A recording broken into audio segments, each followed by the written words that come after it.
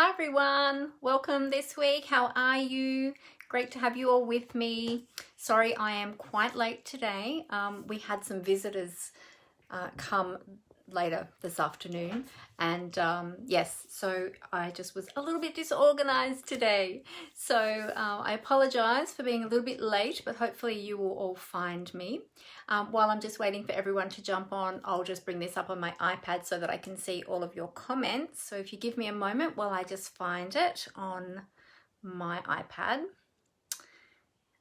Let's just see. There we go. Awesome. Great. So as you're jumping on, say hi. Let me know that you're here. Hey, Renee. Great to have you.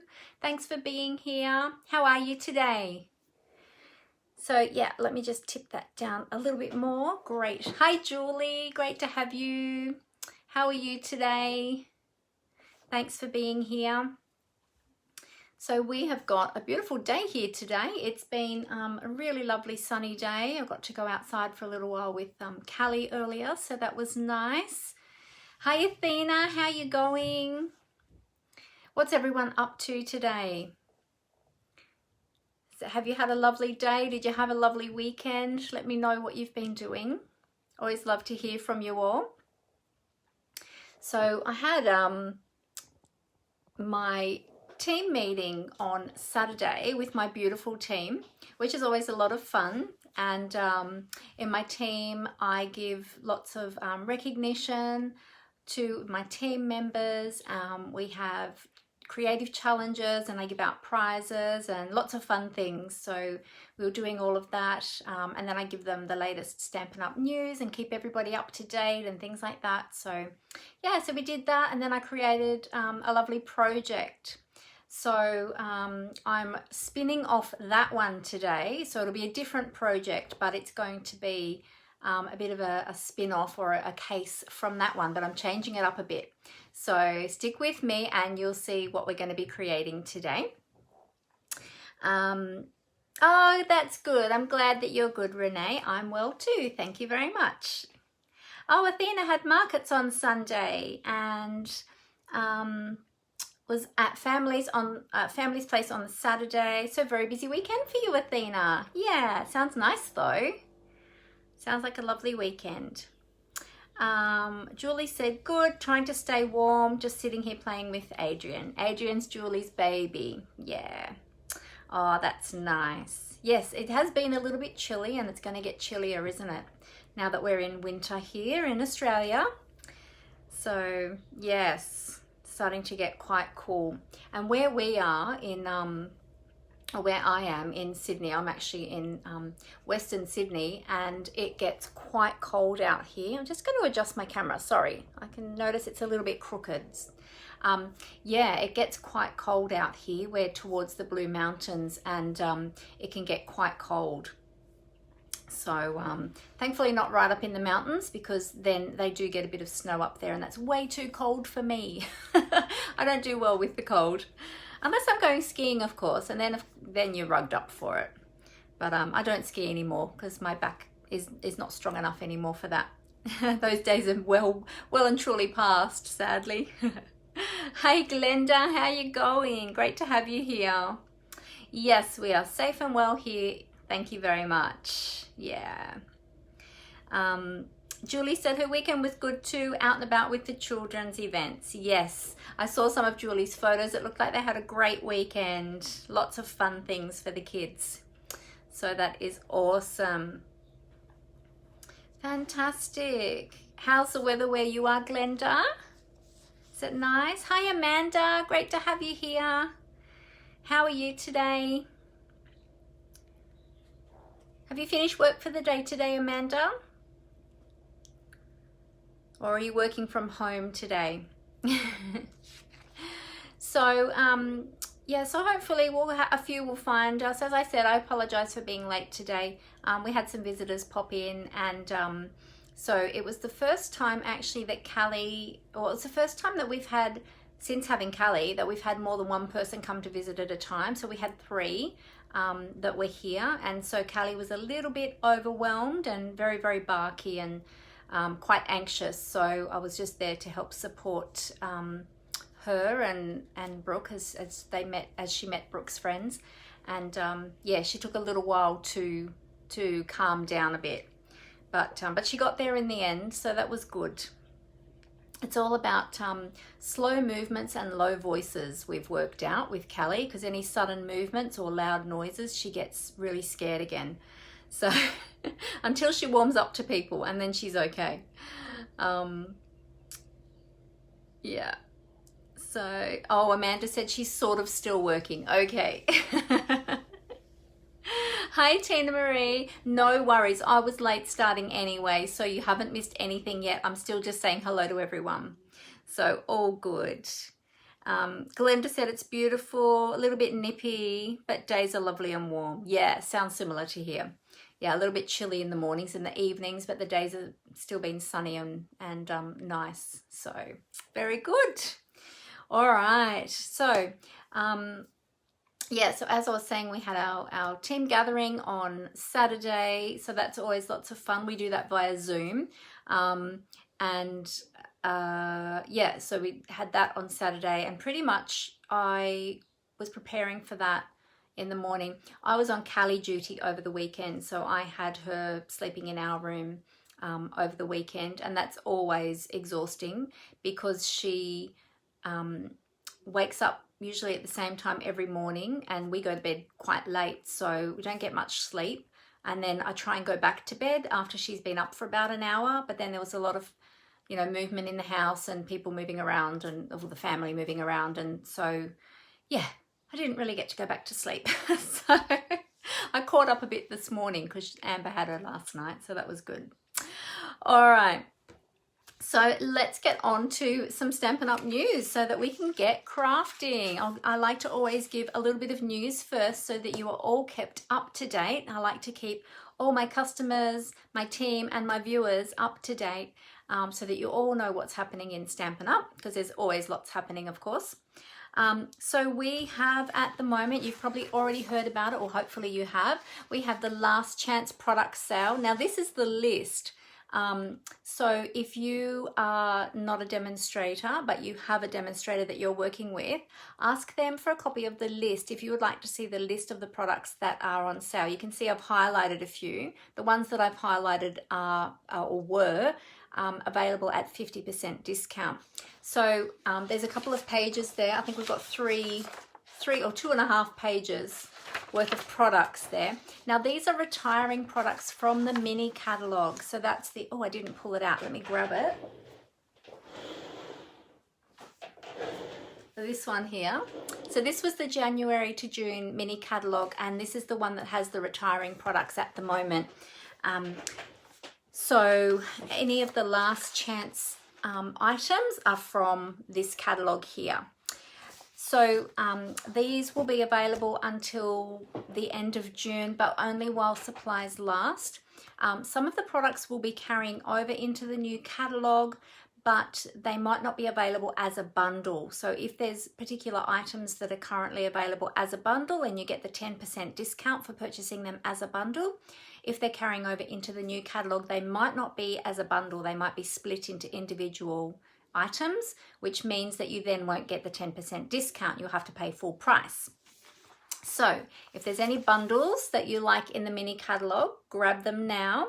And also too, there are quite a lot of products from here that are retiring and will be gone for good. So they're going to only be available while supplies last. So you can find all of these products in the online store. If you can't find any of the products that you're looking for on the online store, they may have already sold out, because I know that there are some products that have already gone. They're already sold and they won't be available anymore. So if you haven't checked it out, go to the online store and check it out. If you're looking for my online store, I keep on saying I'm going to make a new one of my little signs, and I still haven't done it. It's looking a little bit sad. So you can go to my blog, mandyspapercraftcreations.blogspot.com, and if you click on the shop button, that'll take you through to my online store. And if you click on the menu, which looks like 3 little lines on the it's on the top left hand side of the screen. Yes, that's correct. Then that'll give you a drop down box, and if you click on sales and specials, I think it is, you'll see there will be the last chance product sales there. So you can click on there and then find all of those products that are in that last chance products listing.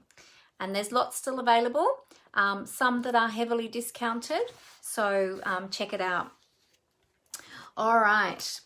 The other thing that you probably all already know by now is we have the new kits collection. Now, last Monday, I showed some of those kits. I have 3 of them, and we made 1 card from each of the kits. Each kit has multiple projects, but I just did 1 from each of the kits that I have. There are 10 kits available though, so I only have 3 at the moment. So I just highlighted those 3 that I have. But yeah, if you haven't already checked out the kits collection, be sure to do that because the kits are awesome. And oh, Judy just said her parcel came today, her order. Fantastic, Judy. That's so much fun. Great. I look forward to seeing what you create with all your new products. So yeah, so go and check out the kits as well under kit collection in the menu on the online store. Or you might see it as a banner come across the top of the page. If you see it coming across the top of the page as a banner, you can click on there and it'll open up the page where all the kits are for you. So lots and lots of kits to choose from. They're a great price. They're all inclusive. They have everything in there that you need to create the projects. They've even got instructions as well. So you can create the projects exactly as the instructions tell you, or you can change them up however you like. It really depends on what you want to do with them. Now there's some stamping kits and some non-stamping kits. So if you're new to card making or paper craft and you're not quite sure how you might be a little bit concerned about stamping or not sure if you're going to like it, feel free to grab one of the non-stamping kits just to have a go and see if you like it. And then if you like it, then perhaps you'd like to get one of the stamping kits and have a go at stamping. So with all of the kits, the stamps will be the clear photopolymer stamps. So be sure to give them a bit of a clean before you use them. They do often come with a bit of manufacturing residue on them, and they hold the ink much better if you give them a bit of a clean and a stamp off onto just some scrap paper or something first before you use them. All right, so just a little tip there, but they're fantastic. The clear stamps are awesome. You can see really well to line them up, and yeah, they're really great to work with. So Tina Marie said she ordered her kits after my live last week and they arrived today. Yay! Stampin' Up have super fast delivery. That is awesome. That's fantastic. Very exciting. So I'm guessing that we're going to be seeing quite a few photos of Tina Marie's projects, which is awesome. That's so exciting.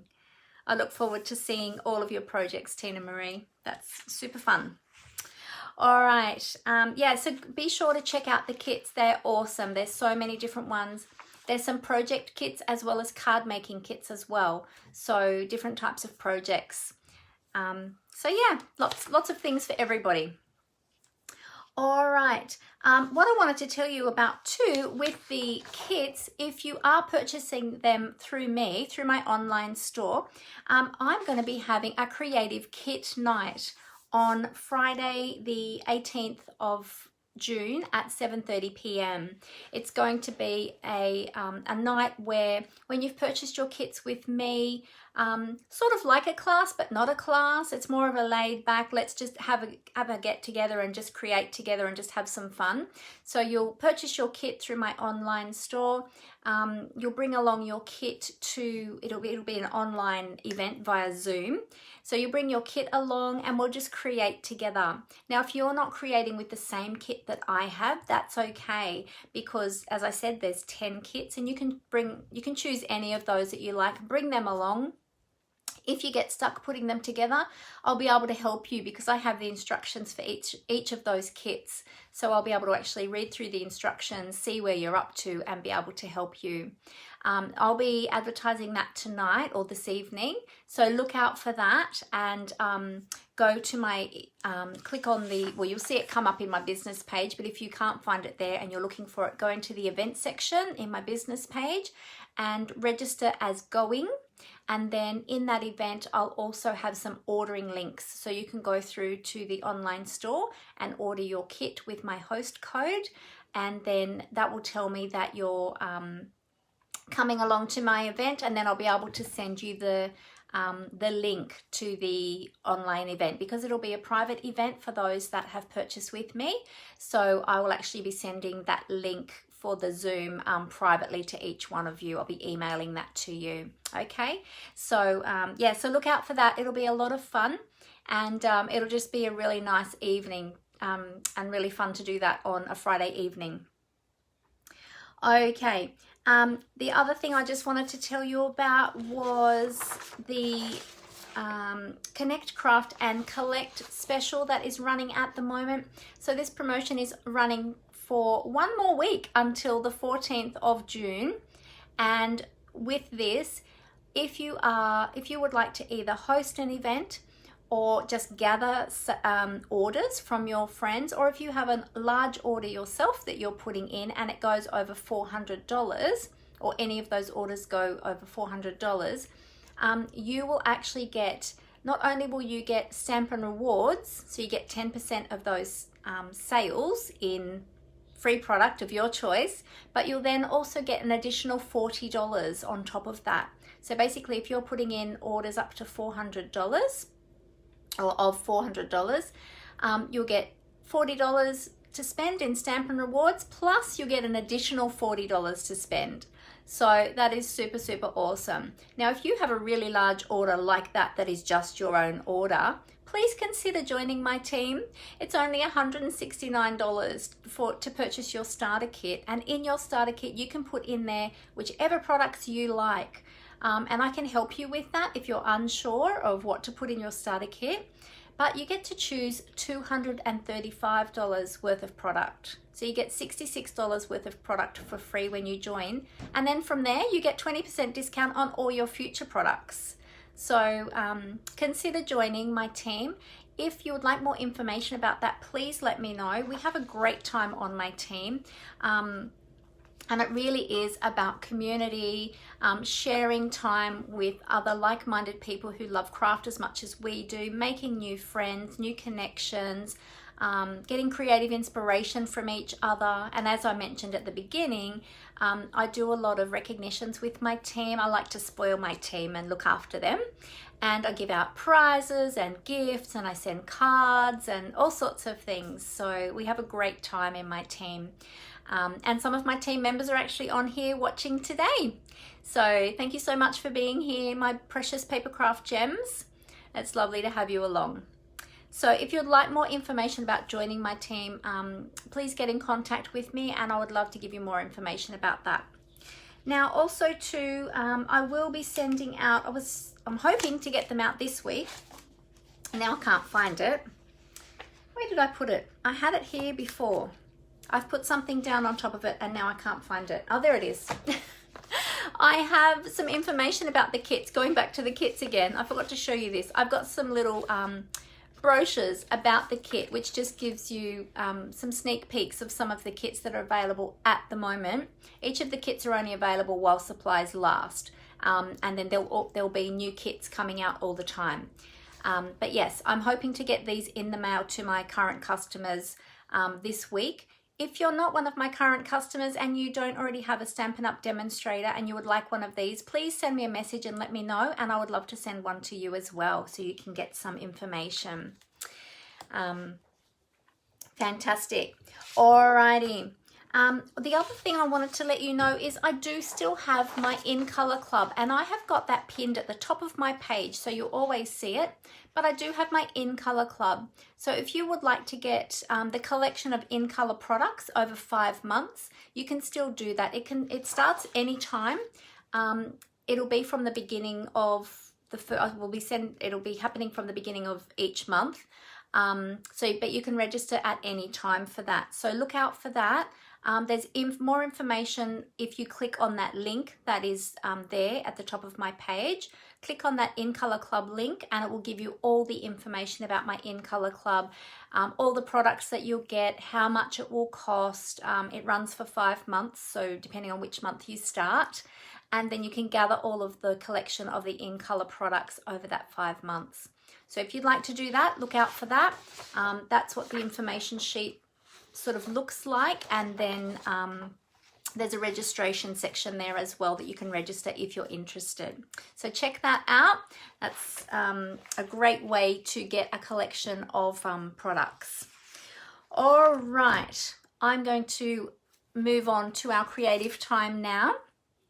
So Tina Marie just said she took my advice with the starter kit. Yes, she did. And she says, I took Mandy's advice with my starter kit and I used those products that she suggested so much. Her advice is spot on. Oh, thank you, Tina Marie. I'm glad that you are enjoying it and you're using all of those products. That's awesome. Great. All right. Right, so I am going to get my camera ready. I'm going to tip that down to my desktop and I will show you what we will be creating with today. All right, so let me find my little tape. There we go. All right, I'll give you my blue screen for a moment while I get my camera ready. Just bear with me and I will get this all set up for you. Okay, it's going to be a little bit clunky for a minute while I get it set up. And a bit noisy while I tighten all of these clamps up.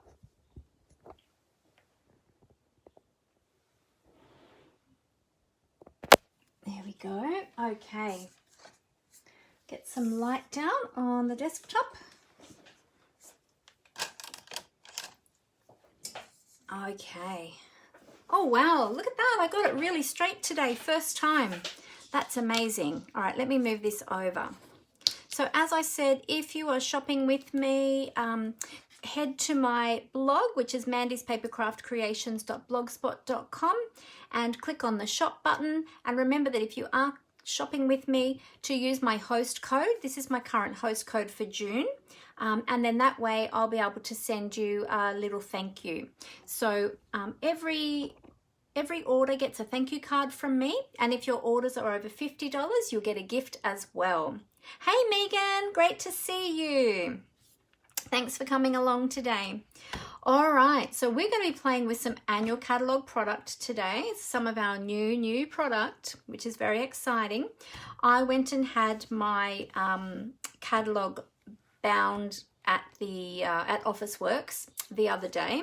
I did have one done earlier when I first got it, but there was a bit of a problem with it, so I had to go and get another one. So I always get a spiral binding put on it, so they just cut off the very minuscule amount from the edge, and so that it will open obviously, and then they put a spiral binding on it for me, and then I get a clear plastic cover on the front and the back just to protect it, and then this one lasts me the entire year. I haven't put all of my tabs on this one yet because I've just been so busy I haven't had a chance to, so I've just put little tabs there of the things that we're going to be using today. So I'm just going to fold that clear plastic cover to the back because it's reflecting a lot with the lights. All right. Today we are going to be playing with the beautiful Beauty of the Earth suite. Now the Beauty of the Earth suite has a few products in there. We've got the stamp set. So this is the stamp set here, and it's a clear photopolymer stamp set.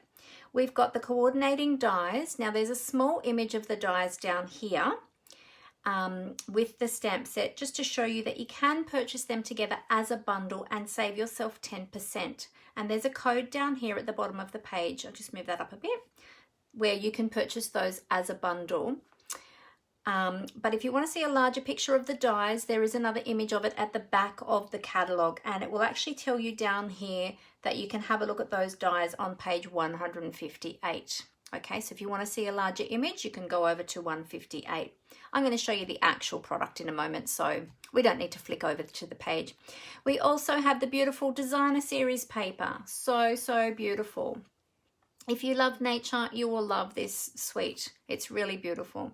And then we've got the 3D bark embossing folder as well, which you can see over here on page 10 on the left-hand side. So I've got all of those products today. We're going to be using all of them. If you love all of these products and you want to get all of them, all you have to do is put in this one code when you're ordering, and that will give you the entire suite of products. Now this suite is only $128.25, so you could put that entire suite in your starter kit and you would still have money to spend because you can put up to $235 in your starter kit. So you could get this entire suite, plus you can get some additional products. You might want some ink, some adhesive, some embellishments. Yeah, just build it up to $235 and that can be your starter kit if that's what you would like to do. Okay. Oh, hey, Jenny. Great to have you here. Oh, Megan said, great to be home to watch you live today. Ah, cool, Megan. That's awesome. I'm glad that you are too. All right, so that's what we're going to be playing with. Now, let me show you the actual products. Oh, the other two tabs that I've got here before I go to those actual products is ribbon and trim. So ribbon and trim and the embellishment page, they are the first two pages that I always go to when I get a new annual catalogue, or actually any new catalogue, because they are my favorite thing. So we've got 2 pages of ribbons. So there's page 139 and page 140, 2 pages of ribbons. So of course I always have to have all of the ribbons, and I think I've nearly got all of them. I think there's a couple more I just need to purchase. A few of these had carried over from the previous catalogue, but a lot of them are new. So yeah. And then we've got the embellishments. So we've got 3 pages of embellishments as well. And of course, I need to have all of the embellishments as well. Because I love ribbon and bling on every project. So always got to have it all. And because I'm a demonstrator, I get a discount on all of those products. So it's awesome. It means that I can get more products for my dollar, which I love. So, okay, so that's the catalogue. Let me show you the actual products. So here's the stamp set, the Beauty of Friendship stamp set. As I said, it's a photopolymer stamp set, and it's a distinctive stamp set as well. You'll see that in some of these stamps, so these 2 here, there's a lot of detail in those 2 stamps. So you've got the different shadings and opacities there. That's a distinctive stamp set. Now this is a 2-step stamp set. You can layer these up to create different layers, and of course you've got your tree trunk there, and you can layer those on top of the tree trunk as well. So you can actually do 3-step.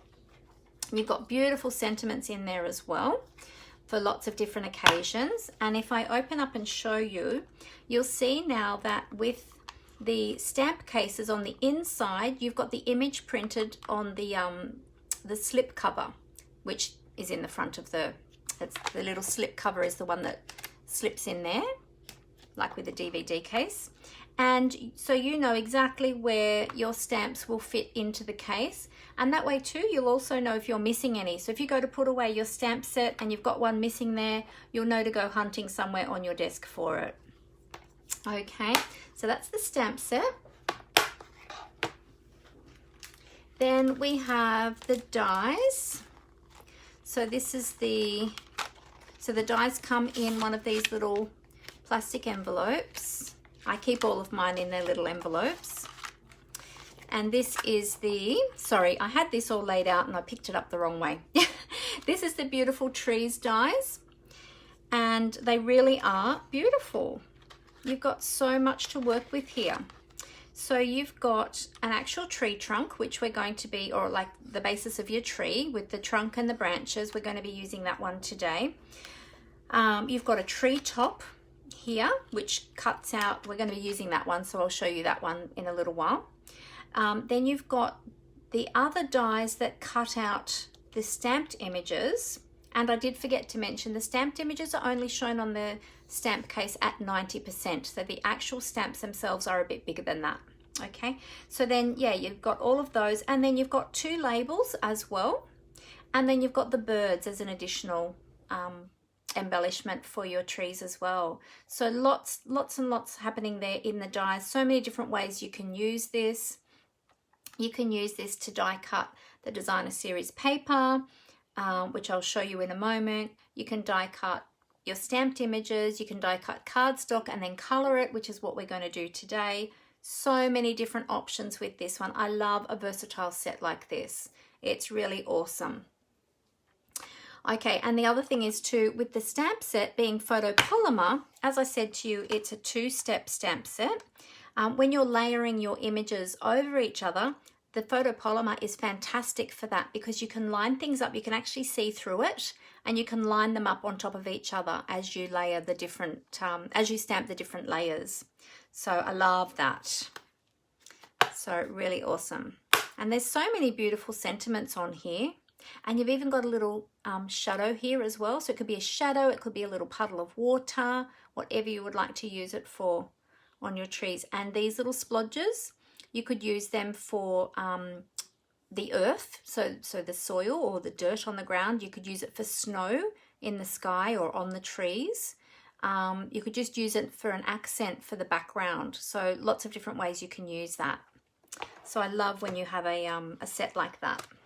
And then the embossing folder. So this is the Bark 3D embossing folder, and we're using this today. This is awesome. The texture in this is just amazing, and it does look like bark on a tree. It's super, super cool. It's always a bit hard to pick that up on camera, but hopefully you'll kind of get a bit of an idea. So love that. And then the designer series paper, I'll show you. Now you can see we've used some of for ours, or I've used some of mine, or I say ours because Amber has been using it as well. So this is the beauty of the Earth Designer Series paper. Now as you can see, I've chopped some of mine up. So let me just show you this beautiful paper. It comes in the 12 by 12 pieces, and I've cut some of these in half already because I've been using them. So as you can see, oh, that one goes with that one. Yeah. So we've got some beautiful watercolors going on here. So these are great for using for your backgrounds, for your tree tops, for your grass. We're going to be using some of this one for our grass today. We're going to be using some of this one for our sky. Look at that. So these have all been hand painted and then photographed. And then color corrected to match our Stampin' Up colors. Aren't they awesome? We've got some tree tops here. This one also looks like a camouflage color, so awesome for those khaki camouflage type colors. Masculine cards, perfect. Yeah, Tina Marie said that looks gorgeous, and it does look like bark. Yeah, it does. It's really awesome. Oh, Glenda's just saying that when you are putting your, so when you get your photopolymer stamps, they come between 2 pieces of plastic. So one piece of plastic is quite solid, and the other piece is like a softer, flimsy plastic. And she's saying don't throw away the thick plastic piece that your stamps come between, because they make great window sheets. Thank you so much for that tip, Glenda. I saw that this morning as well, and I thought that is brilliant. I'd not thought to use them as window sheets. So that's fantastic. And then once you've removed them from the plastic, then that's when you can attach them to the inside of your case like that. Yeah. And the funny thing is, oh, I can pull mine out and show you, because I have been keeping mine before I even saw that tip. I had been stashing mine because I thought I'm going to find a use for these one day. And then I saw that tip this morning and I'm like, oh, brilliant. I'm glad I kept them. Let me show you what I mean.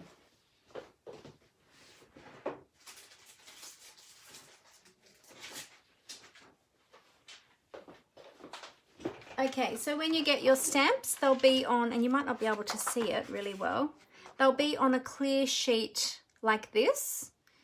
And then they have like a smaller sheet. This is from a different one because it's smaller. But they have like a flimsier piece over the top just to protect them. But this thicker one, this is like a piece of window sheet. So you can use that in your crafting projects. So be sure to keep that. Okay, let's get back to having a look at this designer series paper. So then we've got all of these ones. We've got one that's printed like tree bark, and we've got this one which looks awesome for autumn trees. And if I flip those over, you'll see some of the other designs, which that one we already looked at. I love this one. And then this one as well, which has the little tree lines, which is great for your backgrounds. And then we've got, so they're my chopped up ones, and then I've got full pieces in here as well. I love this watercolor tree paper. This looks beautiful. And then this is the reverse side. So this one, great for scrapbooking layouts as well, may I say, because oh hey Angie, great to see you.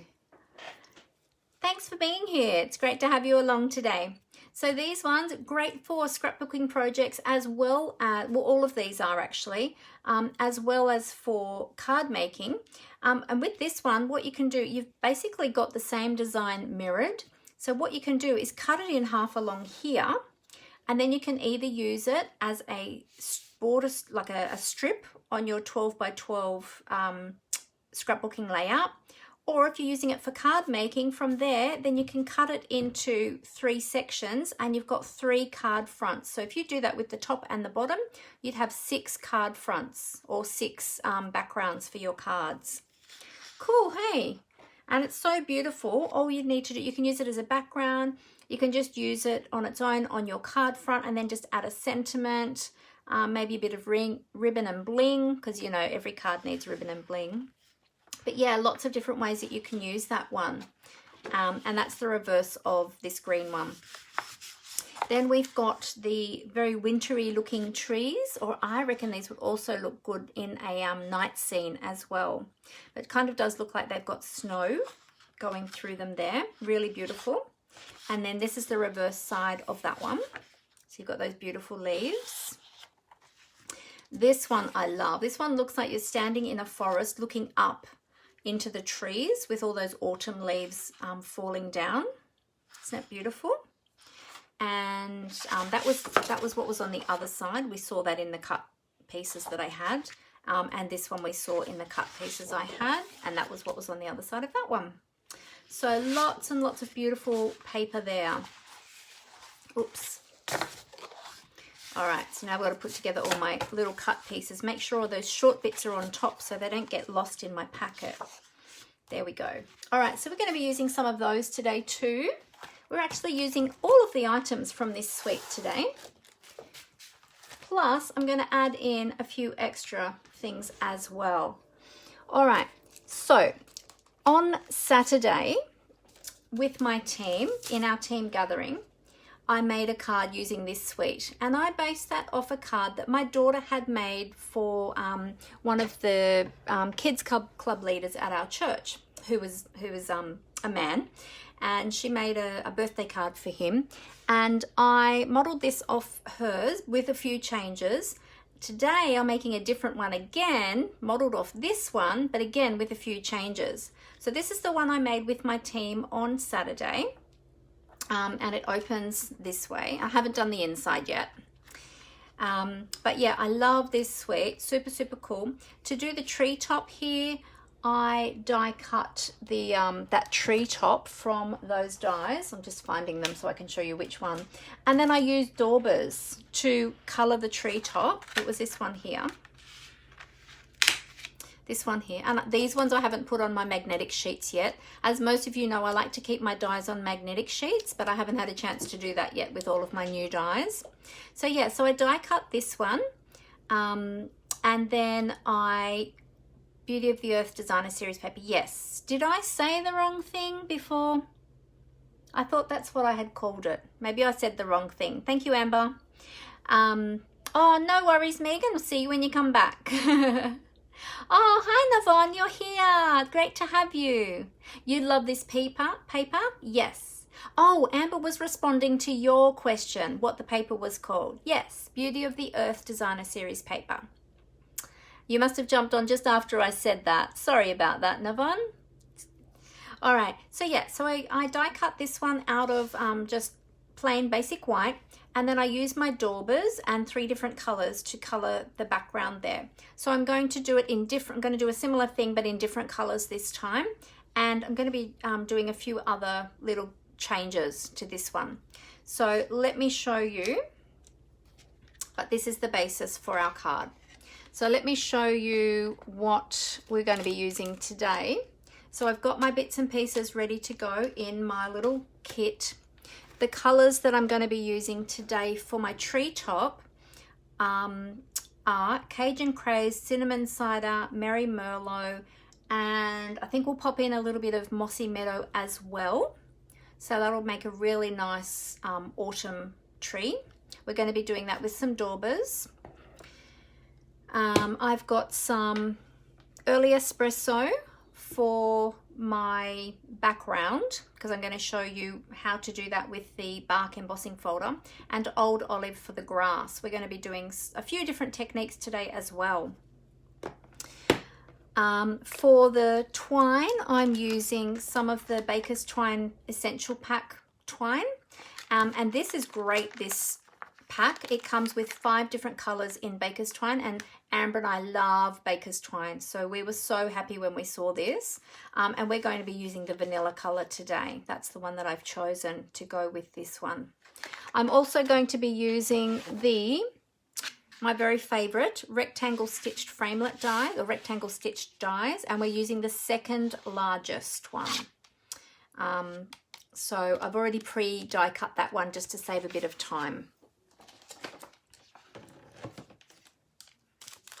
Okay, so let me just get all my bits out of my packet here.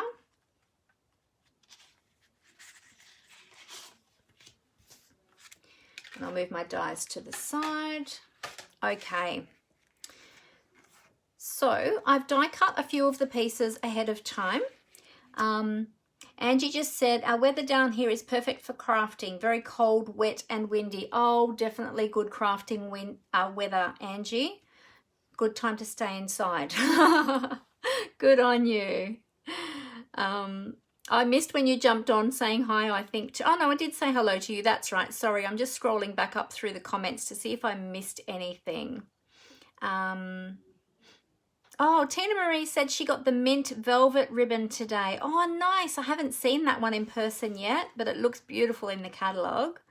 That's one of the ones I still have to get. Oh, Megan said, don't forget cardstock. You always need cardstock. Yes. So if you're putting together your starter kit, always make sure that you pop some cardstock in there because you need that for your card bases and your layers. Definitely. Yes. Angie said her husband told her to stay inside. Oh, perfect. That's even better, Angie, when your husband tells you to stay inside. Oh, all right, so ahead of time what I did is I as I said, I used that 2nd largest rectangle. No, I didn't go off screen, Judy, only when I flipped my camera down to my desktop. Did I go off screen for anybody else? Only when I flipped my camera down to the desktop, and you would have seen a blue screen when I go from face showing my face down to my desktop. That's the only time. So that might have been the time where you lost me. So I cut 2 rectangles. Now I cut a piece of basic white. Well, actually, I'm still using up my Whisper White, but now you can purchase basic white instead because Whisper White isn't around anymore. I also used some of that beautiful designer series paper for my sky, and the reason that I did 2, Angie said, no, didn't lose you. Oh, okay. If you're watching on the iPad, Judy, it might be your iPad. Oh, you saw that. It was a couple of minutes ago. Must be your, yeah, could be your internet or your device, maybe. Sometimes you need to go out and back in again too if it's your device being a little bit quirky. So yeah, just see how you go.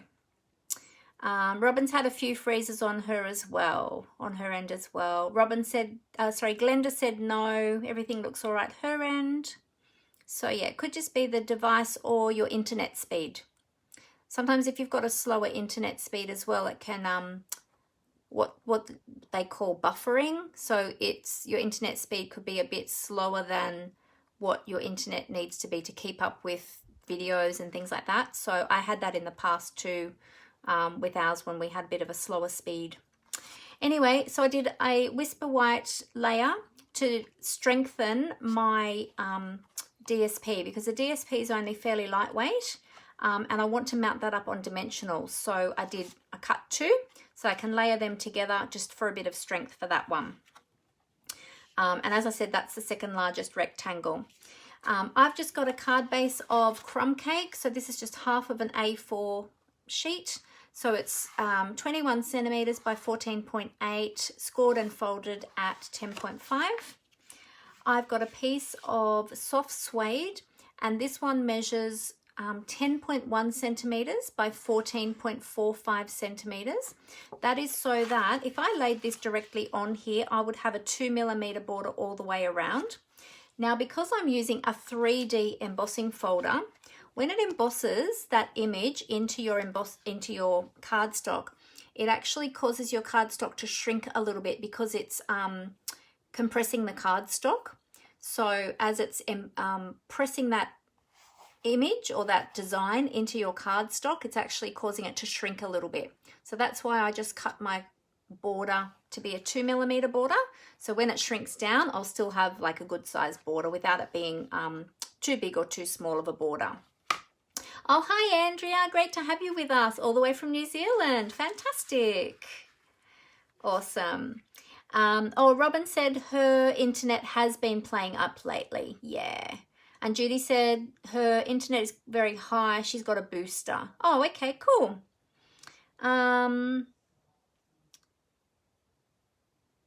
Angie said, glad I've got you on my phone as well as my computer. Computer decided to update. Oh no. Don't you love it when it does that? It's always at the wrong time, isn't it?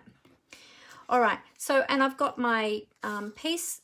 I'm going to tear this one for my grass. I've got my twine. I'll give you a measurement on that because I just did it by sight. I didn't actually measure that. I did cut out my tree trunk. I'll go through that with you. Now I've got 2 tree tops printed, not printed, die cut, because this one I'm going to color with Daubers and this one is from the DSP. So I thought we'll color this one with the Daubers and then we'll have a look and see the difference, and I'll show you how you can get 2 different looks depending on if you're coloring it yourself or if you are using DSP. And remember too, you also have the stamp set. So it would look different again even if you used the stamp. So you have 3 different, I'll show you 3 different looks today. Well, actually, I'm not going to be doing the stamping today, but that would be your 3rd look if you wanted to check to see what that would look like too. All right, so let's get started. We're going to start with our embossing. Okay, so I'm going to bring in my Stampin' Cut and Emboss machine. And we've got the big one today because this is a wide embossing folder. It's a big square one, so it doesn't fit through my mini machine. So we're going to be using the big machine today. I'll move that over so that you can see. All right, now for embossing, we've got our instructions here on our base plate, on our number 1 base plate. So it shows me that I need, for embossing, I need the base plate, which is our number 1 plate. It tells me that up the top. I've got my little, got my number 1 up the top there.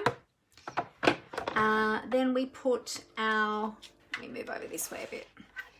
We put our cardstock into our folder. Now, be aware with this folder, your bark pattern is running that way. So because depending on which way you want your bark to be running on your project, I want it to be running down my project that way. So I'm going to turn my folder this way. Actually, I'm going to turn it around this way. I'm going to pop my cardstock in there and close that up. Now when you're, oh, hey Kathy, great to see you. Thanks for joining us. So when you're popping your embossing folder into your machine, you have to make sure that that folded edge goes in first, okay? Because otherwise, if you tried to put in the other end where it's open, if that doesn't feed through properly, it can twist and warp your embossing folder and it can actually crack your hinges. So yeah, always put it in with that folded edge or the hinged edge first. Okay, all right, and then on top of that, we need our embossing plate. So this is our number 4 gray embossing plate. That one is just going to go over the top. Okay, and then we're just going to roll that through.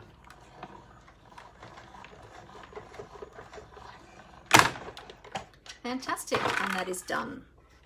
Okay, let's move my machine out of the way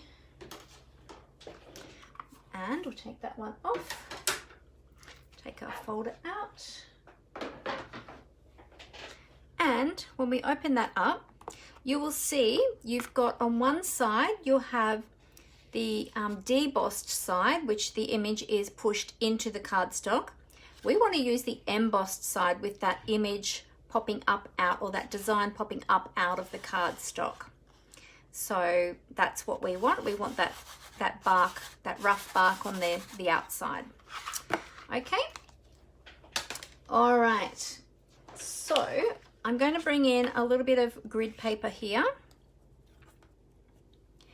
And we're going to be using some early espresso ink. We're going to be doing a bit of daubering on here because I want that design to really pop. Like you can probably see that design there, that bark design embossed in that cardstock, but I want that to really pop. So I'm going to dauber a little bit of early espresso ink over the top of that and have that really pop. So I'm just going to rub that over, and you'll see as I do that, it'll really pick up that texture in that cardstock.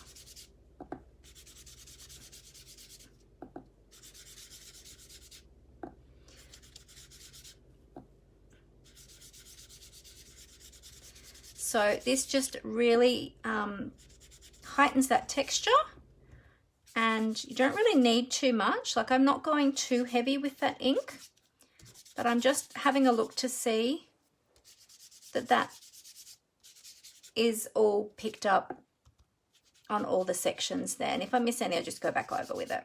So you can be really messy with it. You don't have to be really precise with that, because if you think about it, bark on a tree isn't exactly uniform in color either, is it?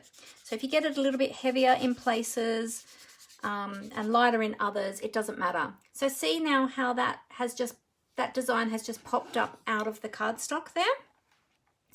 Doesn't that look great? Just makes it that much more texturized. Okay, right, so we've got that one ready to go. Let's pop that to the side. Now, while we've got our daubers out, let's dauber our treetop. So what I did is I die cut one of these treetops, this one here. So I die cut that. I did that prior to going live, just so it would save a little bit of time for our live today. So I've done that in advance, okay? And that is the same one that I used to die cut out of the designer series paper. Okay, so this is just basic white cardstock, and this one is from the designer series paper. Okay,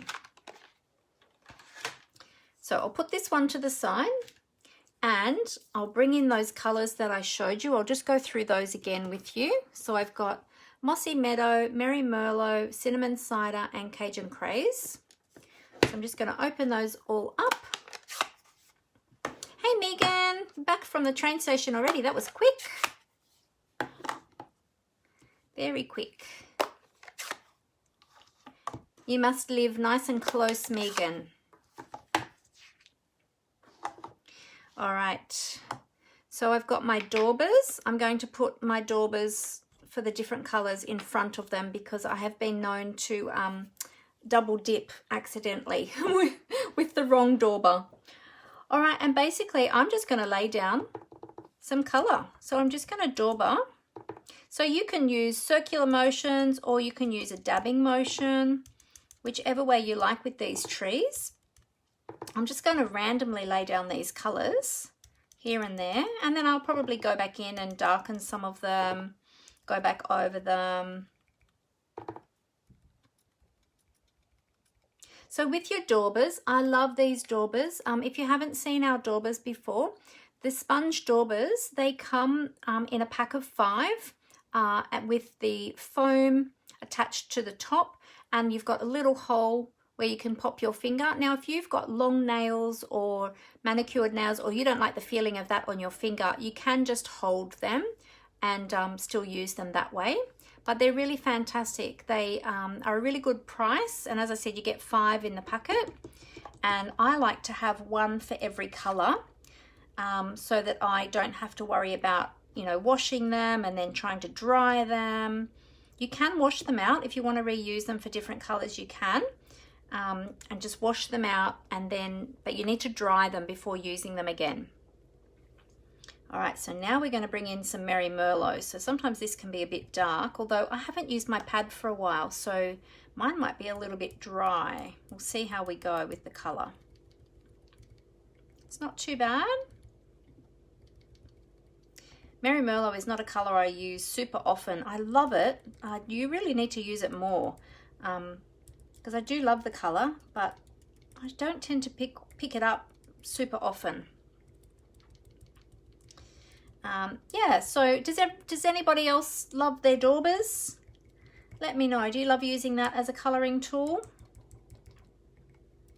They're my favorite. I think they're my favorite coloring tool, really, out of all of my coloring tools. I do love my blending brushes too, but my daubers I tend to use a lot more than anything else, I think. Megan said it's a quick drive or about a half-hour walk up all the hills. Oh, right. Yes. Well, I would prefer to drive if it's up all the hills.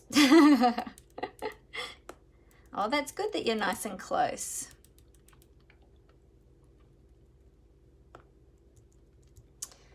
Cool. So yeah, so does anyone else like using their daubers? Kathy said, just started getting more so that I can have 1 for every color. Awesome. That's great. Yeah, I find it really useful having 1 for each color. And as you might have noticed, I just use my Dymo label maker to put a label on there. Like I have the color name on there, and I just wrap a piece of sticky tape over the top of that, because I find that the labels do like to try and peel off the dauber because it's quite a shiny plastic. So yeah, and then I just have them labeled for each color. And then it's super easy whenever I want a color, and I have them in little cases, and they're all in color order, the same order as my, as I have my ink pads ordered, so that I know exactly where to find them. I just pull them out. So it makes it super easy.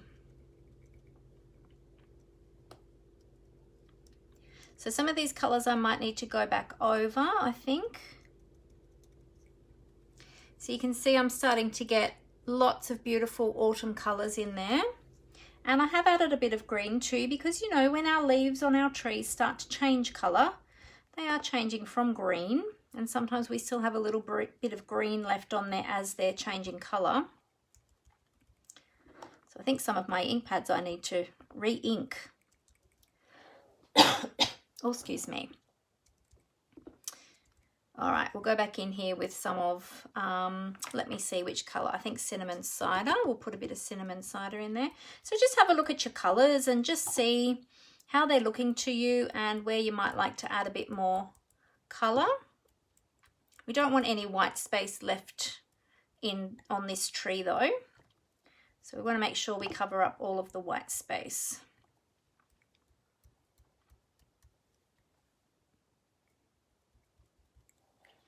There we go. Let's add a bit more Cajun. I love that rich color of the Cajun craze, especially for an autumn tree. I think it's just a beautiful color. just layer the colors over the top of each other, and you'll see you'll get lots of different color variations that way too.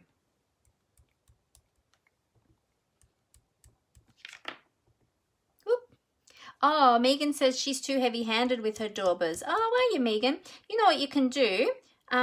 If you find that they're a bit inky, or you're not sure how much ink is on them, just dab them off onto some scrap paper first before you take them onto your project. And then that way you won't get your color too heavy. And it's always good, as I always say to everybody, it's always good to start off a little bit lighter first, because you can always add ink. But as you know, you can't take it away again once you've got it laid down. So start off a little bit lighter and then just build up your color. That's what I find works really well. There we go. So, oh, I need a little bit more green down here. I'm seeing a little bit of white coming through there. So just layer that on a bit thicker. Get some of those greens a little bit deeper. Yeah, so you can always just go back in like that and just darken up your colors. There we go. So we've got a really deep, we've got lots of beautiful colors in there now. If I move all of that away, we'll lay that down on the desktop and see how we've got all those beautiful autumn colors there in that tree. Now, if I bring in that designer series paper that I cut before, you can see the difference between the two. So it depends on the look that you're going for as to which way you want to do it. You can use that beautiful designer series paper, but if you don't have the paper and you want to create your own with the dies, you can just do it with your inks and your daubers. With the designer series paper, it has got a little bit of white in the background as well.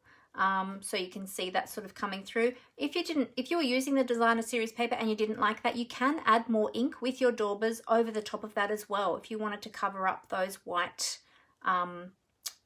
sections in that treetop. So yeah, so there's two different looks. So we're going to go with this one today, the one that we just created, and I'll keep this treetop for another project.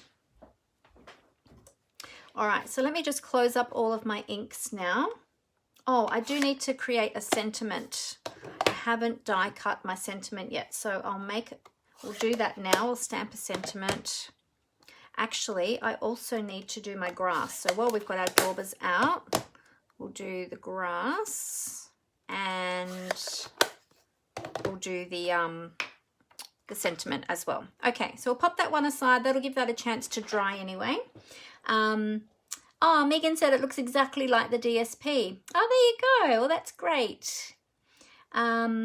Judy said she bought a whole box of them, and now she's got one box for face painting and another one for stamping. Oh, that's awesome, Judy. Great. Yes, so Judy does face painting. She has a face painting business, and she uses some of the daubers for face painting as well as for paper craft. So that's super awesome. Dual purpose. Very good.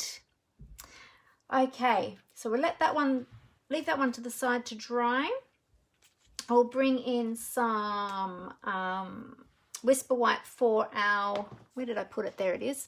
Whisper White for our sentiment. Actually, I've got a little scrap here. I was going to grab a full card front piece, but I just found I still had a scrap.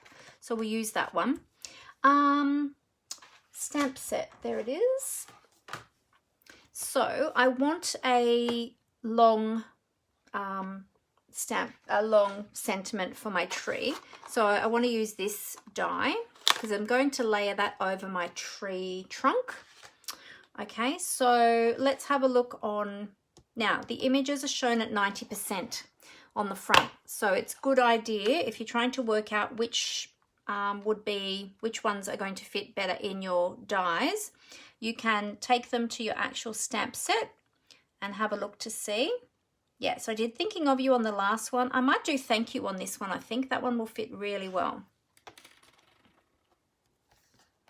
This die, when it cuts, it actually does emboss a little beveled edge on the inside there as well. So really, really beautiful. All right, so with your stamps, because they're photopolymer and they're very pliable, particularly with your, if you're stamping the tree with the tree trunk and also your sentiments, it's a good idea just to pop them down onto some card or paper first and just let them relax into their natural state. And then take your block. I'm just going to use a little, what have I got? A G block. Take your block to your stamp to pick it up. Okay, rather than trying to put your stamp onto your block, and because it's pliable, like as you can see, that's movable, so I might accidentally put it a bit crooked so it won't stamp straight. So I want to make sure that that's going to stamp straight. Okay, so in order to do that, that's why I like to lay it down first on paper, something that's not sticky. Because my desktop is a little bit sticky because it's sort of got like a plastic film. So yeah, paper is the best thing. All right, now I've got that nice and straight. Okay, now I just have to stamp it straight. Although it's not going to matter too much because I'm going to die cut after I stamp. Now because I'm stamping with photopolymer, I like to use my Stampin' Pierce mat for a little bit of cushioning underneath that, and then that way I will get a nice stamped image. This one, I don't think I've used this one before, so I will give it a clean. As I said at the beginning, if you're using photopolymer stamps, it's a good idea to give them a clean before you use them because they do carry a little bit of manufacturing residue on them, and they can be a little bit sort of, they have like a bit of a slippery surface and the ink doesn't always like to stick to it straight away. So give them a clean first, and then I like to do it a couple of times. Give them a little clean and then stamp them dry onto some scrap paper, and then hopefully that will be clean enough now and that'll hold the ink really well. I'm going to stamp in Early Espresso, which will match with my tree trunk, which is also going to be an Early Espresso. And I'm just going to stamp that down. Beautiful. And we'll give that a clean again. Just ink it off. Give it a little clean on my chamois so that it doesn't stain. All right, awesome. Okay, so now I'm going to line up my die on there, and I'm going to use a little bit of washi tape. I keep little bits of washi tape on my machine all the time. Well, these ones are looking a little bit daggy actually. I might need to get some fresh washi tape just to help hold that die in place, especially this one because it's a very straight die, and I don't want that to move while I'm trying to cut my sentiment. Now, is that centered in the middle? Thereabouts. That's pretty good. All right, so I'll lay that down there, and we'll get another piece. This is just old retired washi.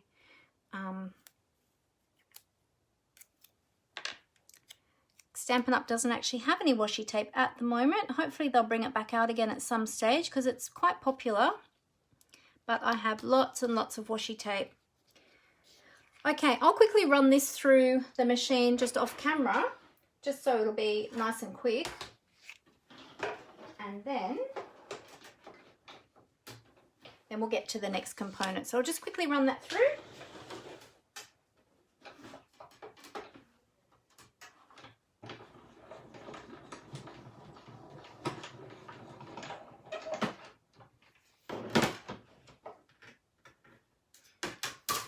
Okay, there we go.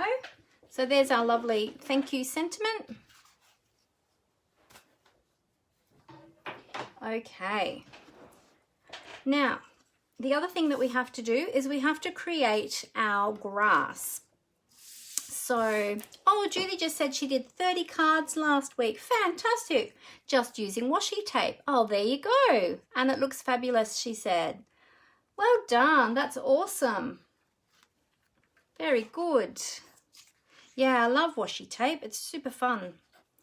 So what I'm going to do, I just want to measure the length that I need for the grass. And I'm just going to trim this down because I just cut a strip. This is a 2 centimeter wide strip.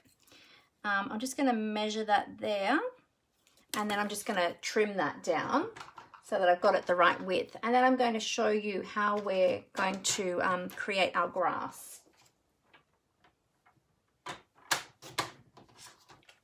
Okay, so there I've just cut down that piece to be the same width as my border, and I'm going to tear this. So when you're tearing, I was showing my team this the other day on Saturday. When you're tearing, I am tearing with, I'm right-handed, so I'm tearing with my right hand. I'm holding the paper with my left hand, but I'm kind of holding it near where I'm tearing, so I'm controlling that tear.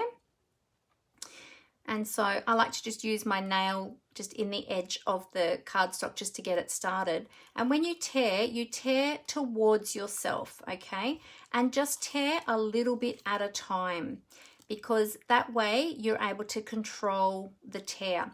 If I just tore it from the top and just went rip all the way down, one, you don't have any control over how it's tearing, and two, you'll get a very wide white section of paper, which doesn't look very nice. So control it as you're tearing it. Now, if you want to, depending on the grain in your paper or cardstock that you're tearing, if you're tearing with the grain, you'll find that you'll get a much straighter edge as you're tearing. But if you're tearing against the grain, so say the grain of the paper, and you won't usually know until you start tearing it, and you'll feel it as you do it. If the grain is running across, you'll probably get a more ragged sort of tear. So this is tearing fairly straight, but I want to create little undulated sections of grass. So I'm going to manipulate that myself as I'm tearing, just by gently changing the direction. You'll notice with my left hand, it's staying close to where I'm tearing, so that I've got control of that cardstock. So I'm just gradually moving that down. Okay, tear it right to the end, and see now I've got those little undulating parts there. Okay, and then this little scrappy bit, I'll throw that out because I won't use that. Now, with this piece, what I'm going to do is I've got that nice white edge along there. I'm going to actually ink that. You can leave it white as you like, which I did on my first card. Let me show you.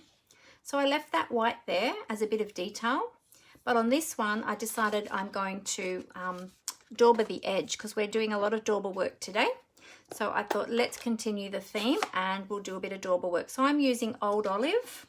So in this designer series paper, there is Old Olive and Mossy Meadow.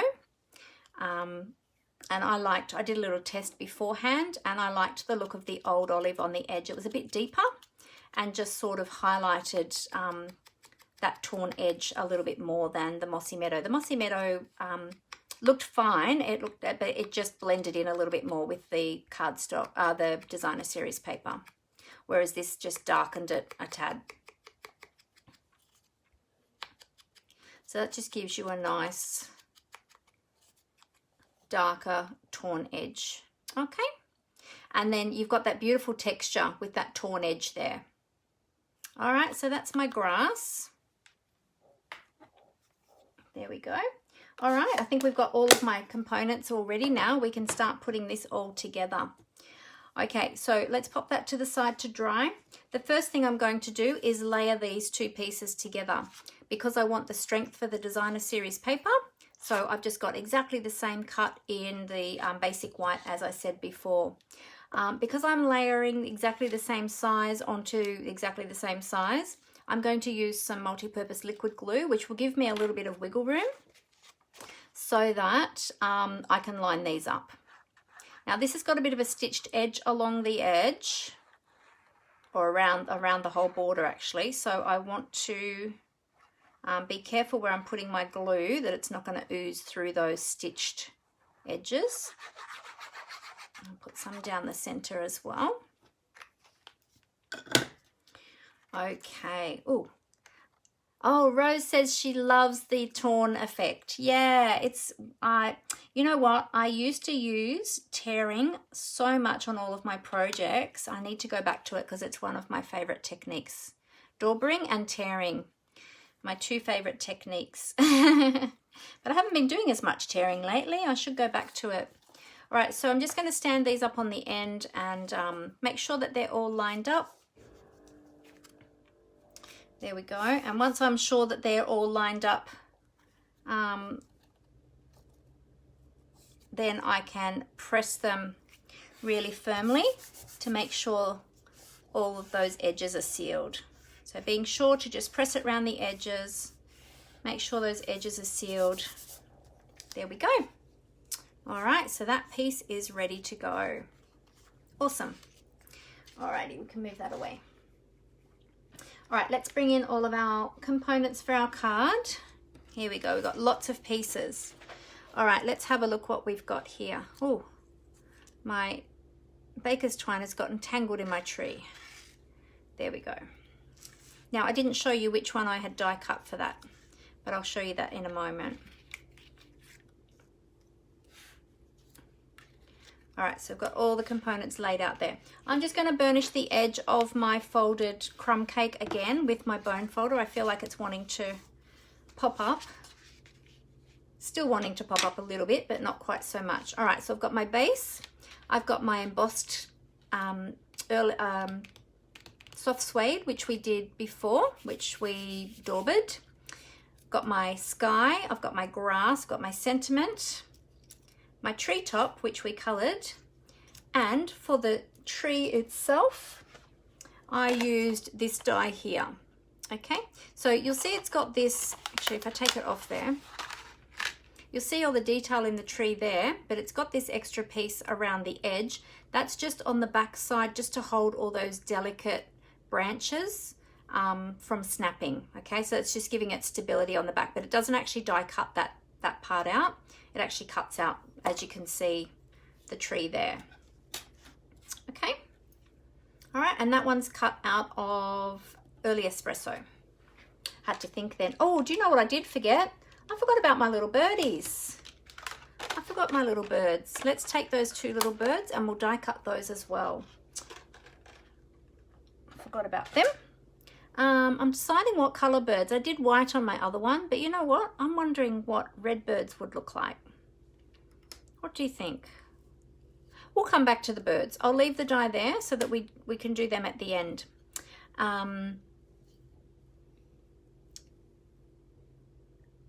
Jenny was agreeing with Rose, and Jenny said, I love it. I do it for snow as well. Yes, yes. The tearing technique works really well for snow. Yeah.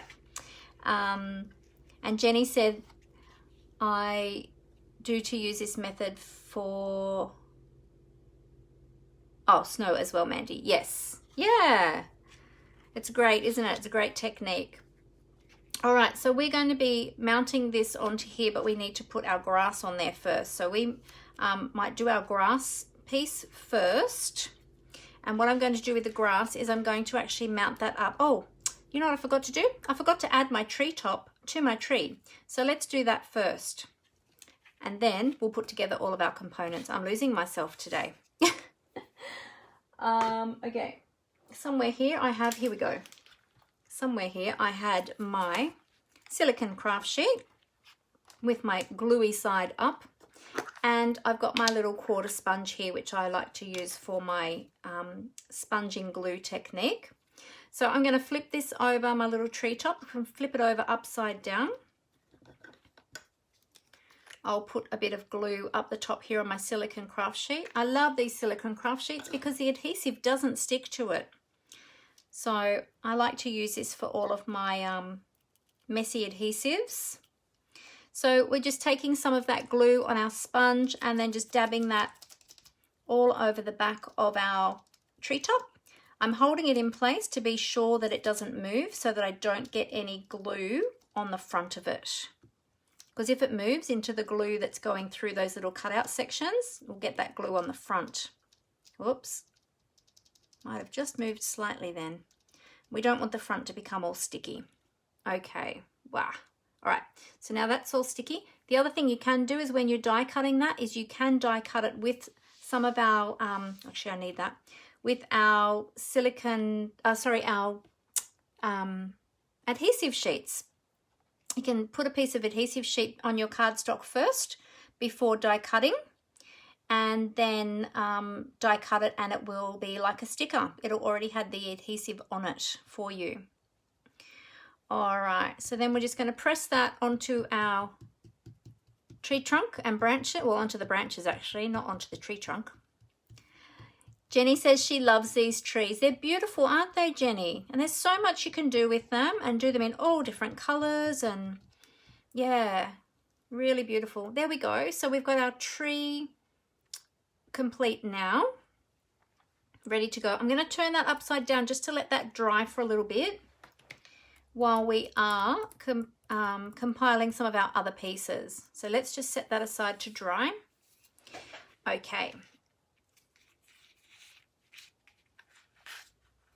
I'm going to put my dimensionals onto the back of my grass because I want that dimension on the grass. So let me just grab those. Here they are. And my Take Your Pick tool. So I want to make sure that that grass, because this is designer series paper and it's quite thin, it's not as thick and solid as our cardstock, so we want to be sure that that is well supported. So I've put down lots of dimensionals there.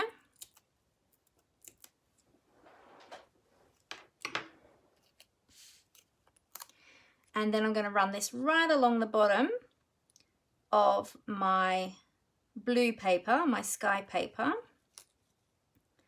and I'm just lining that up edge to edge there. Okay, so now we've got that beautiful grass lined up there along the bottom. So then we've got our grass and our sky. And then with our tree, I'm going to use some mini dimensionals and I'm going to mount that up as well. So I think with the tree trunk, what I did, actually I'll do that up here. With the tree trunk, what I did is I used some edge pieces of my dimensionals from the leftovers from one of my other sheets of dimensionals. So I'll grab some more of that in the moment. So making sure that you're putting the dimensionals where they're not going to be seen through to the front, where those cut out, avoiding those cut out sections in your branches. I mean in your treetop, not in your branches. So I'm putting lots of these down because it's got quite a lot of detail and it's quite fine. So I want to make sure it's going to be really well supported. There we go, and we'll get one more there, and then I'll get some edge pieces. And I've got in my little container, I keep all my little edges and I actually cut them down to use for small sections like projects like this. So in between each of these little edges, I cut these little ones and they make fantastic small pieces of dimensionals for fine little projects like this. All right, and I've got some up here too. So let's use some of those for the tree trunk. They are just the perfect width for that tree trunk. Now, the bottom of the tree trunk, I made this mistake on Saturday. The bottom of the tree trunk is going to be overhanging the grass. So we don't want to put a dimensional there. So if I flip that over, work out where I'm going to position my tree, and I'll know that's where I don't want to put a dimensional. So I'll put the last one here. And then that part of the tree is going to be sitting directly on the grass, which is already up on dimensionals. All right, so I think we've got lots of dimensionals on there now. That should be fairly well supported. Let's turn it over, and I always like to give it the bounce test. So I like to push on it just to check that that is all going to be supported well enough. I might need one more down here, I think, over here. I might use one of these little offcut pieces, a little narrow piece, and just put that across there. Oops, I don't want that showing from the front. There we go. All right, now the fun part is removing all of these dimensionals. Or I mean, not the dimensionals, the backings from the dimensionals. I'll make a little pile over here. I have to try and keep these off the floor because otherwise Callie picks them up and chews on them. And I don't really want her swallowing them. They won't be good for her little tummy. So the little ones just take a little bit of time to get the backings off because they're so tiny. There we go. And that one, and last one. There we go. All right, so we'll turn that over. There we go, and I'll line that up on my, now actually the little tip that's going to be on the grass, I'm going to add a little bit of liquid glue to there so that that will sit down. I found when I did my one on Saturday, I hadn't originally put glue on the tip there, and after all the card had dried and settled and everything, the bottom of the tree trunk started to stick up. So I had to sneak a little bit of glue underneath it. All right, there we go. So that's just going to be centered there. And make sure my tree trunk is reasonably straight. All right, so the glue will attach to there. The rest is up on dimensionals. So that's awesome. Okay, and now this is going to be put onto this piece here. And you might think I'm doing it in a different order today, because normally I start with putting my base pieces on here, but there's a method to my madness. So stick with me and I'll explain to you why. All right, so now we're going to mount this up onto dimensionals, onto our bark background that we've created. So let's flip that over and we're going to use the large dimensionals. Oh, no worries, Judy. Oh, your son's hungry. Okay, catch you on the replay. Thanks for being here. Enjoy your dinner. All right, so we need to be sure that we put plenty of dimensionals on this piece because there's a lot going on there and we want that to be really well supported. Okay, so make sure you put plenty. Don't skimp on the dimensionals. There's plenty more where they came from. There we go. All right, and then we'll just remove all of those backings. Whoop, there we go. And we'll pop this onto our beautiful bark.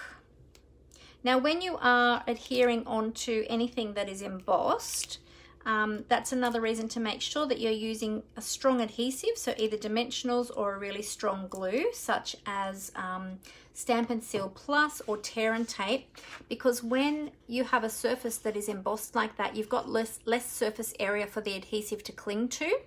Okay, so you just have to make sure you use plenty and make sure you're using a strong adhesive. I know that these dimensionals are very strong, so they will be fine on here.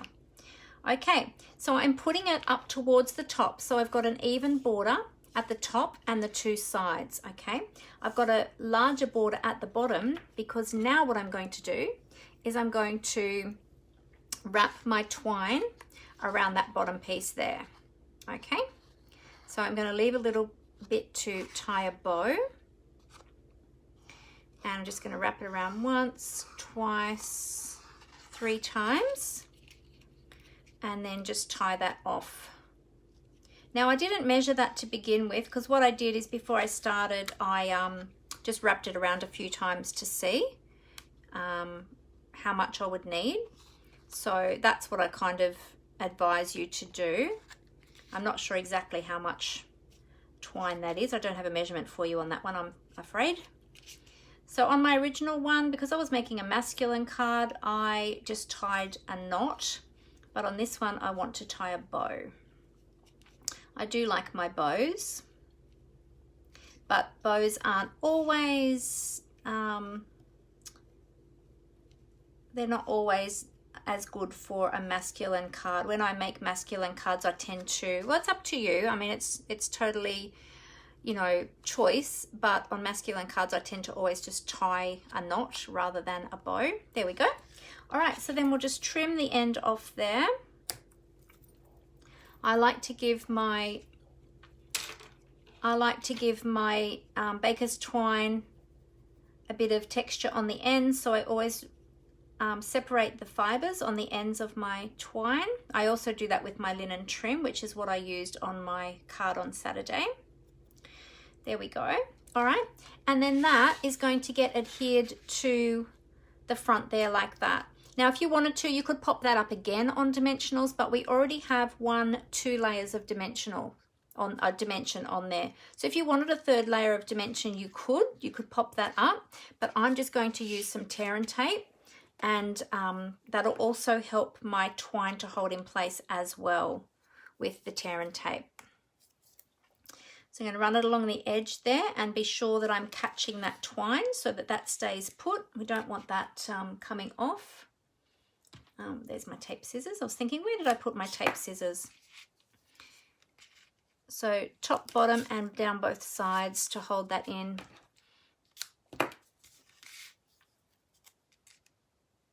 I mean to hold that on, not hold that in. What am I saying? Alrighty. There we go. And last one down this side. Oops, sorry, off camera there a bit.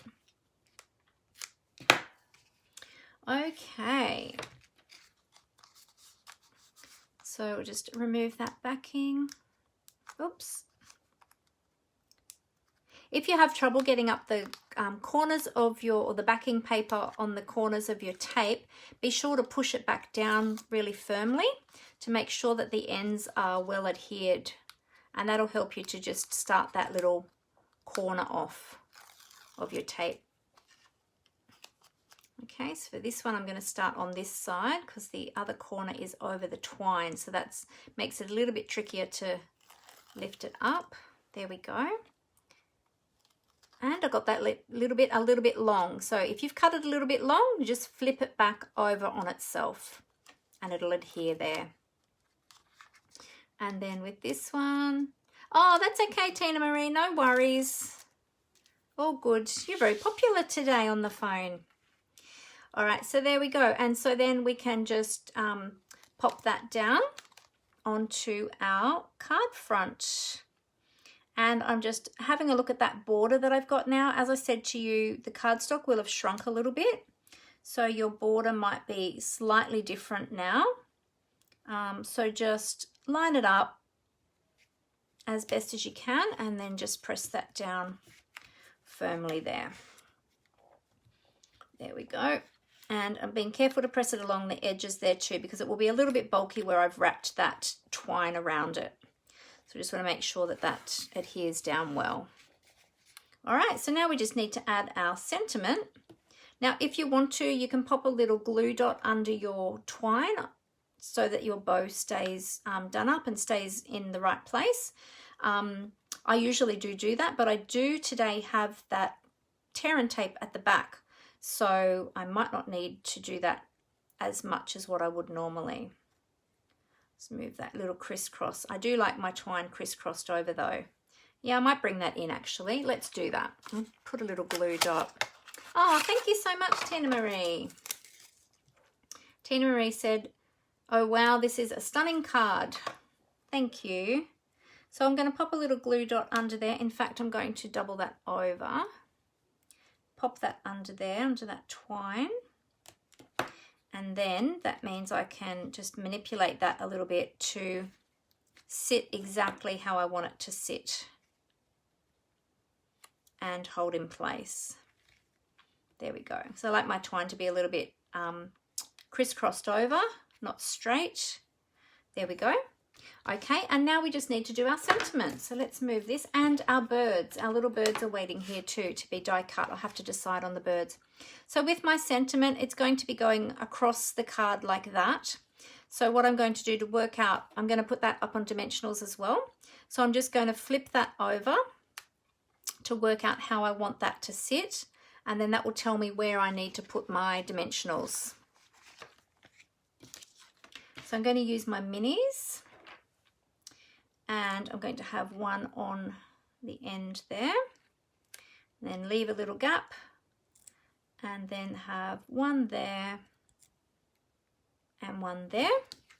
And then that section there is going to be, that's going to be laying straight onto the tree trunk. All right. So we'll take that off there now to remove those backings.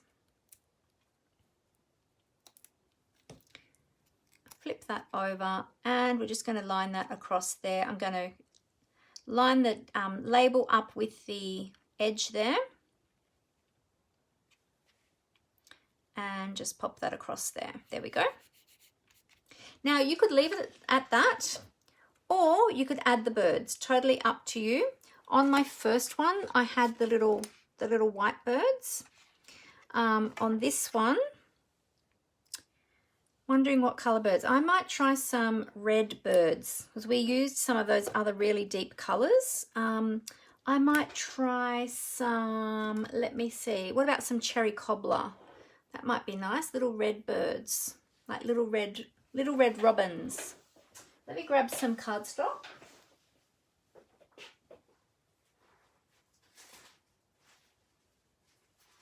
Oops.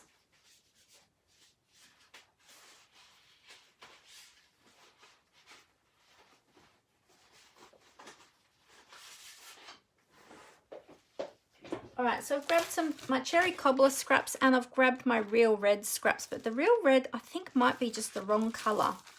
Cherry cobbler is more in keeping with the colors that we've used, but I'm just wondering if it's going to stand out enough or if it's going to blend in too much. So I'm not sure.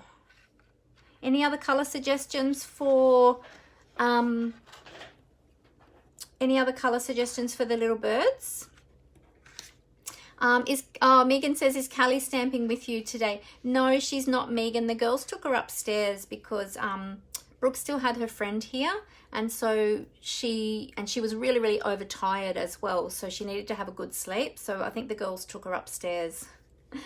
All right, so what does everyone think? Oh, Amber said white to match the sentiment label. Well, yes, that's true, because we do need to tie in the white, and they will stand out with the white.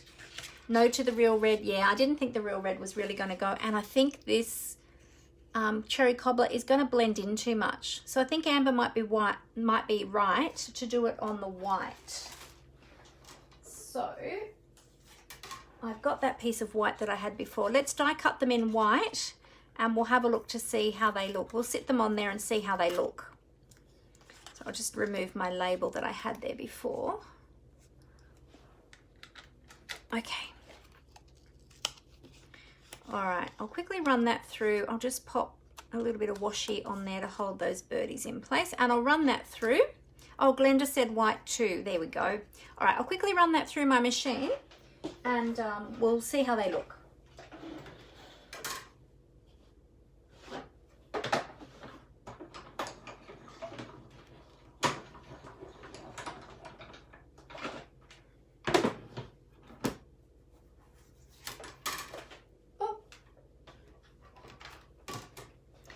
All right, so here they are. Oh, there you go. Now, if you wanted to, but I think I won't on these, you could. They've got this little cutout with their wing. You can actually just inch that up a little bit to make their little wings sit out. You could, if you wanted to, do a little bit of daubering on these as well. So that was the other idea I just thought of as I was die cutting them, thinking, oh, we're doing a lot of daubering today. We could dauber on the little birds too. But what do you think? Let's see. If we pop the little birds on the tree, and pop this one over here a little bit.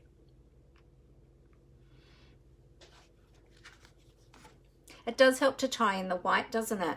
Yeah. We could even, oh, you like the white, Megan? Awesome. Cool. Do you think that we should dauber a little bit of grey perhaps around the edges of the bird? Maybe some smoky slate or something? What do you think? How do you think that would look? I've got grey granite, smoky slate, and basic grey. I've got all of them. Or do we just leave them completely white? I'm thinking maybe a little bit of smoky slate, because that will kind of go with those colours too. Let me grab let's do one and see how it looks. Just have to find my correct dauber. Could use a Stampin' Right marker and put a dot for an eye on them. Yes, that's another idea as well. Yep. Yes, and then it's not so in your face. Yeah, soften the white a little bit. Hey, Jenny.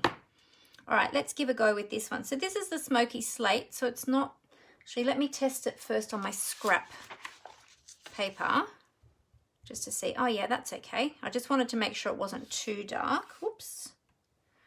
There we go.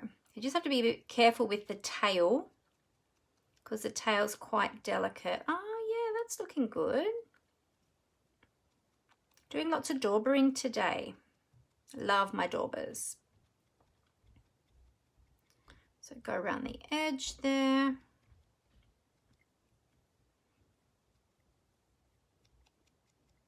Let's make sure I get both sides of his tail. Its tail. I don't know if it's a he or a she. Yeah, actually that looks good. That just softens it a little bit. Could have also done that on the label too, to tie that in, but I've already stuck that down now. So I won't dare to try that. I'll probably muck it up if I do that. I'll leave it. I have done that before. I've stuck something down and then gone, oh, I should have added some ink on the edge to that. And then I've done it.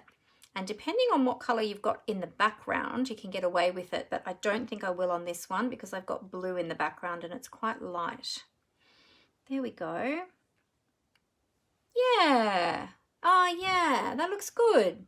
I like that with a bit of ink around the edges. I don't know if you can tell the difference on camera. Let me show you the two different ones. And of course, we're looking at them sitting on two different colors too. So that's probably going to throw the colors a little bit. But what do you think? Do you think that looks a little bit better with them on the, can you see the difference in the two sets of birds? A bit hard to tell because this one on my right is the trees a lot darker than the one on the left. But yeah, I think that looks good. We'll go with that. All right, let's glue them on. I'll just close my ink so I don't stick my hand in that because I'm likely to do that. Oh, Rose said yes. Oh, everyone's saying yes. Awesome. Good. Okay, so I'm going to pop a little mini dimensional behind each one of those. Oh, good. You're liking that, everyone? Great. Awesome. Pop another little dimensional behind there. Now that I popped that little wing up, that little dimensional is probably going to pop that wing back down, but that's okay. It was only such a subtle little element. All right, so I'll pop this little birdie, I think, over here. I won't press him down too hard yet till I position the other one and make sure I've got them positioned where I want them. This little one down here. Yeah, that's not too bad. Okay, let's press them on. There we go. Now, I don't have any bling on this yet, and I didn't put any bling on my original, but let's see if we've got some bling that could go on here. All right, so this is, I've got lots of bling. I've got 2 containers of bling, plus I've got another container of new bling that I haven't opened yet. So I was just wondering, ooh, would that cinnamon cider go? No, that's too different in color. I'm thinking something plain. Maybe either, oh, champagne rhinestones. I think they might be the ones. Let's see, what else have we got? We've got gold and silver, but we don't have any other gold and silver. Although the gold and silver metallic pearls, the silver ones throw off a bit of blue. So they potentially could go. Or I've got the clear, elegant faceted gems as well. All right, let's have a look and see. Yeah, champagne rhinestones, they were the ones I thought of first, Amber. Oh, thanks, Megan. Thanks, Angie. Thanks, Glenda. Yeah, I'm thinking the basic rhinestones, because we've got a lot of brown tones going on in there, and I think they would go well, wouldn't they? I think so too. Amber and I were on the same wavelength with the champagne rhinestones.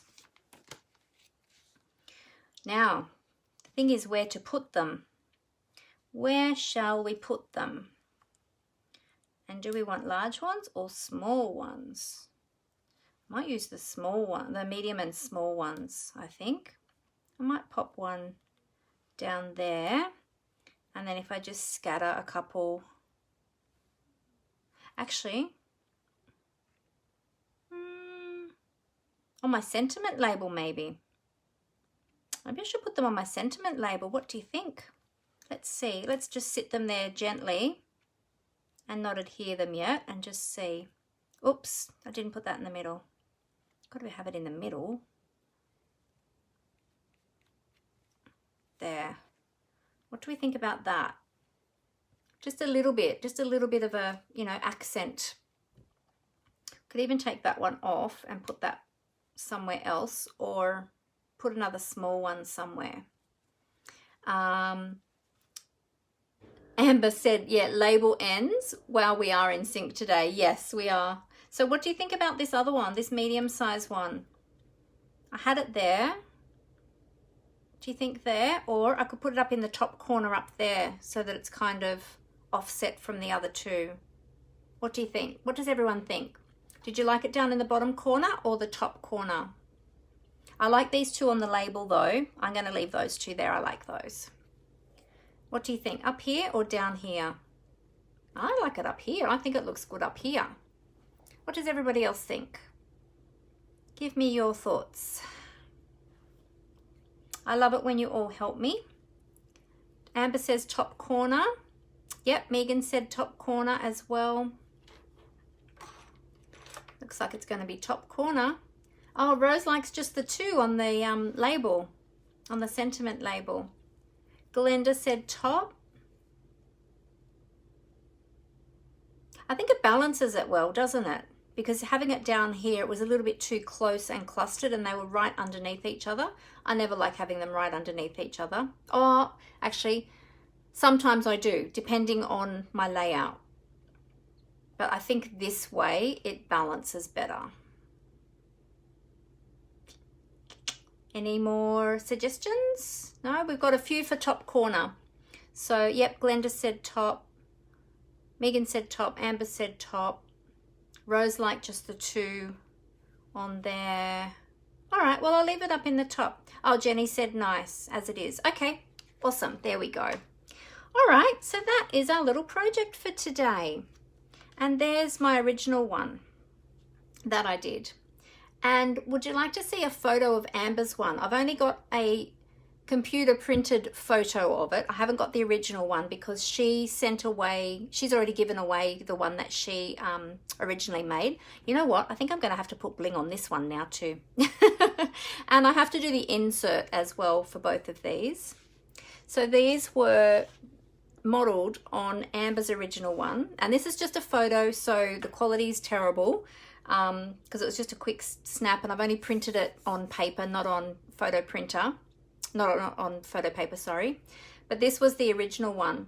Amber used the border dies to create that angled border on the front of her card. That was actually the front section of her card.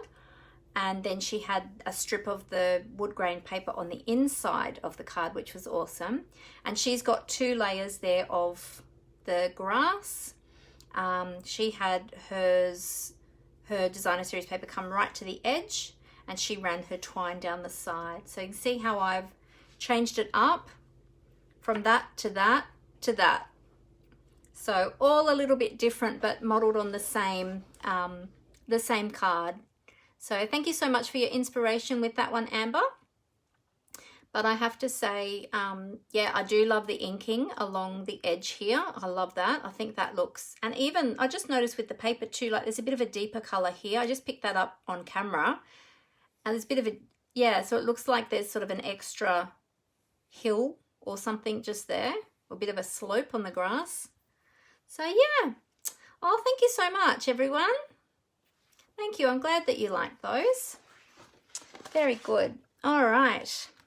Well, let me tip the camera up to the top, to my face, so that I can say goodbye to you all face to face.